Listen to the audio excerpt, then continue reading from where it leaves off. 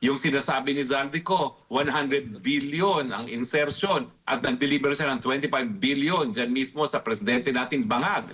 Obviously po, umuutang sila para ibulsa nga mga pera na nautang pero tayong mga Pilipino ang magbabayad. Attorney, di ba nandun kayo sa panahon ni Pangulong Duterte nung hinarap yung COVID? Ngayon, humaharap naman tayo sa isang crisis din, yung gera sa Middle East.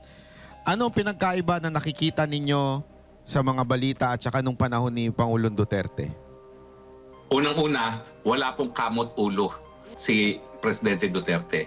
Kapag may nangyari, ang prioridad ang mga Pilipino. Wala siyang pakialam kung saan kukunin ang pera, pero nung tayo sinalanta ng COVID, ang sabi niya, kumuha ng eroplano. Lahat ng mga Pilipinong mga manggagawa sa abroad, pauwiin, dahil alam ko, wala naman sila magagawa dun sa mga iba't ibang bansa kung naroon sila. No? So wala po yung saradong airspace, wala po yung saan kukuha ng pera. Ang sabi niya, humarap kayo ng pera, ibalik dito ang mga OFW dahil mga OFW, yan ang dahilan kung bakit lumulutang ang ating ekonomiya. No?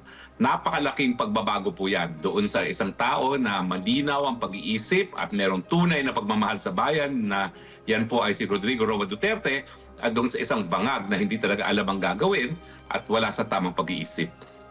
Attorney J. Guevara nga po pala, ano po, total na pag-usapan na yung COVID.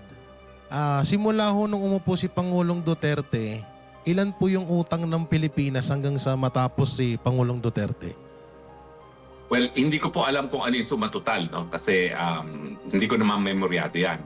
Pero ang sigurado ako, napantayan na ng 4 na taon ng administrasyon ni Marcos ang inutang ni Tatay Digong. Ang pagkakaiba, inutang ni Tatay Digong yon dahil nga sa panahon ng COVID na kinakailangan pauwi ng mga Pilipino at bumili ng mga kung ano-anong mga bagay medikal, no, para nga maisalba yung buhay ng mga Pilipino, no. So nakikita natin na bagamat umutang si Tatay Digong, yung halos sa kaparehong halaga na ay nautang na ng Marcos administration, pero yung inutang ni Tatay Digong napunta sa pangangailangan ng mga sambayan ng Pilipino noong panahon ng COVID. Attorney, Master Judea, no? Regarding dito sa mga kababayan natin dyan sa Middle East, no? Kung halimbawa, si Pangulong Duterte pa, ang presidente, kasi parang blinded sila ngayon, di alam ang gagawin eh. Kung halimbawa si Pangulong Duterte, sa tingin nyo, ano kaya yung pinakamabilis na aksyon para matulungan ang ating mga kababayan dyan sa Middle East?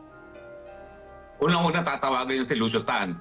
Lucio, kailangan ko yung aeroplano, ibabalik natin ang mga Pilipino natin. Ganun kadali naman yun eh. Magbabayad ng gobyerno, akong bahala dyan, okay, paliparin mo yan.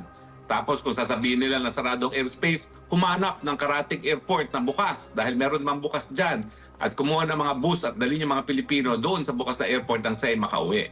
Pero dito po talaga, ang nakita nyo naman ng gawain nitong administrasyon nito, palibasa, busy pagsisinghot ng kung ano-ano, hanggang ngayon, nandoon, nag-aantay ang mga Pilipino at ang nakakahiya, ang mga tumutulong pa, yung mga karatig bansa natin, gaya ng Singapore, na sila na nagsasakay sa mga Pilipino para makauwi. Ayun, Hindi idea, po mangyayari yan sa panahon ni Duterte. ayun, Hindi. idea na po yun para sa gobyerno na po pwede nilang gawin yun. Pero eto, may tanong lang ako sa inyo, Attorney.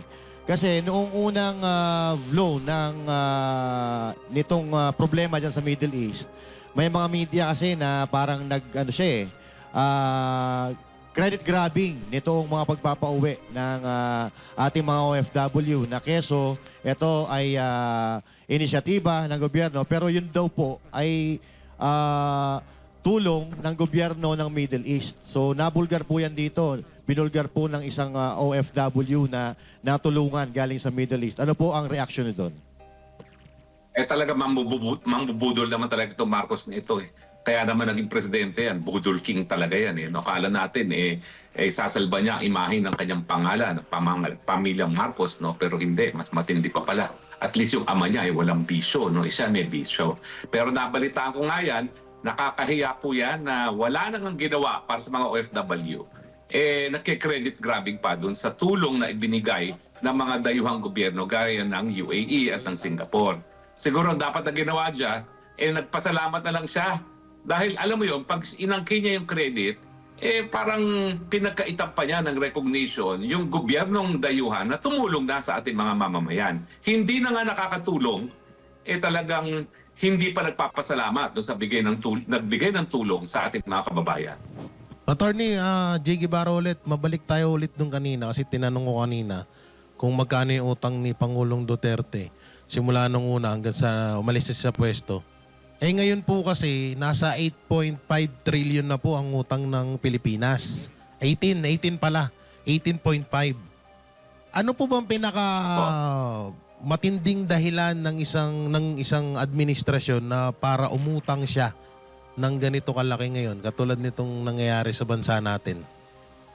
Well, noong panahon po ni Presidente Duterte, dahil may pangangailangan ng taong bayan, umutang sila dahil gusto nilang kurakutin. Nakita naman natin, no, kung magkano yung na-deliver ng mga Marines doon sa mga congressman, mga senatong, at dyan mismo sa Malacanang. 805 billion ang kanilang idiniliber.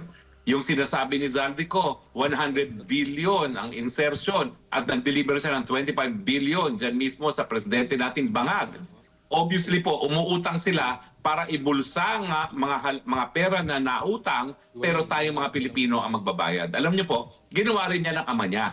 Kaya siyempre, kung anong puno, yan din ang bunga. Kung naalala nyo, nagpatayo ng nuclear plant yung Marcos Sr., inutang, pinabayad sa mga Pilipino, pero ang komisyon napunta sa kanya at dun sa kanyang crony na si Herminio Dicini.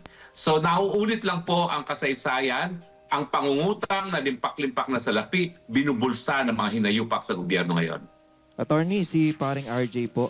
Sa tingin nyo, Yes, RJ. bakit ayaw ni Bongbong Marcos na tulungan yung mga Pilipino o parang nahihirapan siya na magkusang tulungan yung mga Pilipino? Ayaw niya bang mabawasan? Sa totoo lang, yung sa pera totoo niya? lang, ang tingin ko, wala siya sa lucid interval. Alam mo yung lucid interval, technical term yan, legal term, na wala sa tamang pag-iisip. So sa tingin ko, matindi na yung pagsisingkot niya ng pulburon na hindi na niya nalalaman kung ano nangyayari sa kanyang paligid. He is not in touch with the reality anymore. Wala siya sa lucid moment. Wala siyang lucid interval. Nasa sariling mundo. Kaya habang lahat ng ating mga karatig bansa ay nagkukumahog na iuwi ang kanilang mga kababayan, si Marcos Jr. ang masasabi lang niya, magtago na muna kayo dyan at maging ligtas.